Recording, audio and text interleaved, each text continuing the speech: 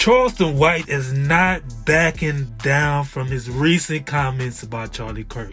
And I don't think he should. I think should just stand on business just like he was doing with the black folks. Yeah, F King Von. Yeah, F Gilly the Kid. Yeah, I piss on his grave. Yeah, I piss on Nipsey Hussle grave. Stand on that business just like you did with black folks. But he recently went on Say Cheese with Sean Cotton, and this is what he said. This is not a Christian country. When you have the leader of the free world, of the presidents, just says that I'm not like Charlie, but they're honoring Charlie. Your leader's supposed to always have compassion. They let me know Trump is a weak man, Thug a weak man, Woody a strong man. Only the strong can show compassion for the weak. Trump can't show no compassion. But Charlie and his wife were strong in spirit. She said, I forgive the shooter.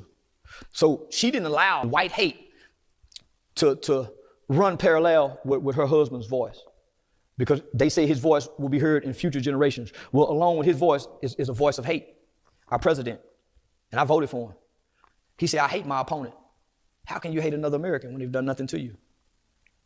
It's just a difference of ideologies and political opinion. So for him to stand over a man who professed Christianity, professed his faith in Christ, welcome all ethnicities and people to the table to have a discussion. And what I found so remarkable about him, he never got upset or offended by anything. But to have a president, homie, the world is watching, and they're saying this guy is a believer in Christ, and they're talking Christianity, only for the president, who maybe is an atheist, to reject everything that man stood for. And said, no, I'm not like Charlie. And then said this in front of his wife after she says, I forgive him. That was a spit in the face of his legacy. You don't profess hate over love and forgiveness. So he almost drowned out her forgiveness, because there was somewhat of a cheer in the center of the arena. You didn't hear no other cheer around, but there was a section of cheer in a small section of that arena that you hear some people applaud to hate. So Charleston White thought Donald Trump's recent comments at the memorial of Charlie Kirk was insensitive, but check this out. This is what he said. A missionary with a noble spirit and a great, great purpose. He did not hate his opponents. He wanted the best for them. That's where I disagreed with Charlie. I hate my opponent, and I don't want the best for them. I'm sorry. I am sorry, Erica. But now Erica can talk to me and the whole group, and maybe they can convince me that that's not right, but I can't stand my opponent. I thought that was very disrespectful. I thought that was disrespectful to Erica Kirk. I thought that was disrespectful to Charlie Kirk. How you just gonna go up there and just say F what I stand for? That's basically what Donald Trump did. Just like, I hate my opponent. Then get off the stage then. Don't speak here then, because we don't really need you here. So I feel like that was very disrespectful. And that's what Charleston was getting at. That's what Charleston was getting at. How the leader of the nation gonna say he hate his opponent? You gotta respect this gangster for being truthful, but it's just a time and a place for jokes and joking. But check this out. White people, let me just say this ain't the best land no more. This used to be the best land to live in. White people have made it almost impossible for this to be the best land to live in because of the conditions of their hearts. The world ain't changing. The hearts of white people are changing. They're becoming mean and hateful again. They ain't always, they're becoming mean and hateful like they once were before. There was a time when, homie, we was at peace with one another. Right.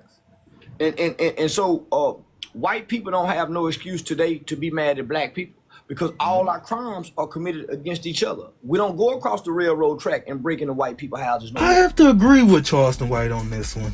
America has become a very hard place to live. I mean, it's so many racial wars. You got the Hispanics mad at the blacks because they family members getting deported. You got the whites just always, they just never liked us. Let's be honest. They just was hiding it. But now they need a leader. And one of those leaders was Charlie Kirk. They just say everything that you want to say, right? I don't got the platform to say it.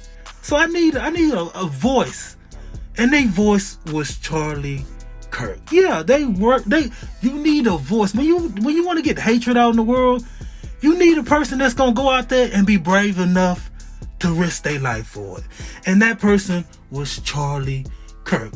Yeah, so America has become very segregated. Now, I'm just glad. You know what I'm glad? I'm just glad that people are living their truth, and they getting on TikTok, and they getting on their Instagram, and they spitting their feelings. I think back in the day, they just was hiding it. But back in 2001, 2005, 2013, they just was masking it. They wanted to say it so bad. They couldn't wait to go home to their wife. Be like, oh, honey, I had to deal with Trent today. Yeah, he's a black guy, honey. Yeah, she made my day very horrible. I had to look at him the whole 8 hours. I couldn't wait to get back to you. I think they was just hiding it better, and it was just behind closed doors. But if you was behind closed doors and you can hear those conversations, you would have been like, oh, it was worse back in the day. It was worse back in the day. We really didn't like each other back in the day. And one of the leaders of that is no other than Charlie Kirk. I'm hearing people say, oh, Brandon Tatum, oh, yeah, Charlie, he liked black people. Why did he never talk mess about white people then? Please tell me that. He had nothing negative to say about white people. He didn't. He didn't say we leading the nation in R word, and you know what R word is. We leading the nation in public shootings, school shootings. He never said that. Why they never went after his own race? That's why people think he was a white supremacist. That's why we're not just making it up. We going back and look what he said. He never said anything about his own people. And that's what I heard Charleston White say on Say Cheese. He said, yeah, homie, I went after the gang members. I went after black people, homie. I went after black moms. Yeah, homie, yeah, that's what I did, homie. I went. So you can't compare Charlie Kirk to me, because I went after, I'm going after the real ones. I'm going after my own kind. You see what I'm saying? So you can't compare him to me. He never did that. And that's one thing Charleston White said in that Say Cheese interview that I agree with. Charlie never went after his own kind. Had nothing bad to say about him. Just was ignoring it. Just was ignoring the whole fact that they have stuff going on too, and way more stuff going on. Way more stuff going on. And that's what Charleston was getting at.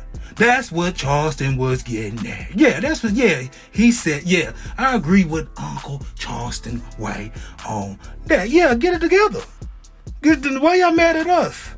Because if I go back and look at your film, and you done threw 30 interceptions in 6 games, you're a bad quarterback.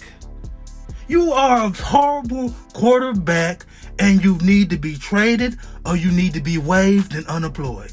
So, and that's what people are saying. I go back and look at Charlie Kirk's film. Yeah, his film, his talking points, and you never say nothing about white people. Then you are a white supremacist. And I'm just gonna read. I just gotta read the facts. I'm just reading the scouting report. That's all I'm doing. If you airball 13 threes in a row, you're not a good 3-point shooter. You're not. You might want to do a layup or dunk.